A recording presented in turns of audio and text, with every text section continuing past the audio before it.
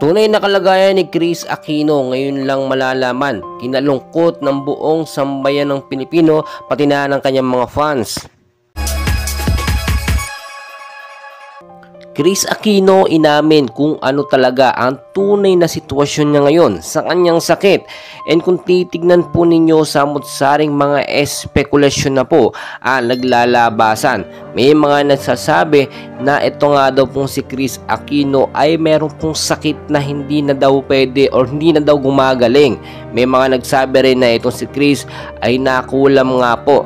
Kaya naman nakakalungkot man yung sitwasyon, milyon-milyon na nagastos sa Amerika na pagpapangamot ni Kris Aquino, and as of now hindi pa rin po talaga siya sumusuko. Pero nito lamang sa naging interview po ni Kris Aquino dito kay Boy Abunda ay inamin niya anumang oras pwede siyang magkaroon ng heart attack, no, o yung sinasabi po natin na cardiac arrest. Ibig sabihin pwede pong huminto ang tibok ng kanyang puso anumang oras.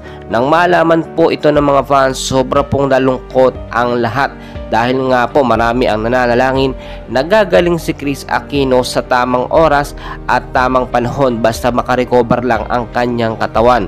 Well, kung titignan nyo, talagang pinapatrabaho na rin po ni Kris ang kanyang anak na si Bimbi para nga po makatulong sa mga gastusin sa ospital. Nakakalungkot man pero tanging panalangin na lamang po ng mga netizens at pananalig sa Diyos ang makapagpapagaling kay Kris Aquino. Ayon po sa ating nakuhang source, no, and as of now, tuloy-tuloy pa rin po talaga ang medication ni Kris Aquino. May mga kaibigan siya sa politika, no, yung mga close friend po niya na patuloy po nagbibigay ng suporta at never and ever po siya iniiwan sa kabila po ng kanyang sitwasyon ngayon. Dahil nga po alam naman natin hindi lamang prayers ang kinakailangan po ni Kris Aquino, bagos kasama na po dyan ang financial and emotional po na tulong. Well, mga kaibigan, kung isa ka po sa tagahanga ni Kris at naniniwala ka na gagaling siya, pakisuportahan po, no, itong si Kris, ipanalangin po natin, and wala naman pong imposible sa Diyos. Patuloy ko po kayo update mga kaibigan, and please huwag kalimutan mag-like and subscribe. Maraming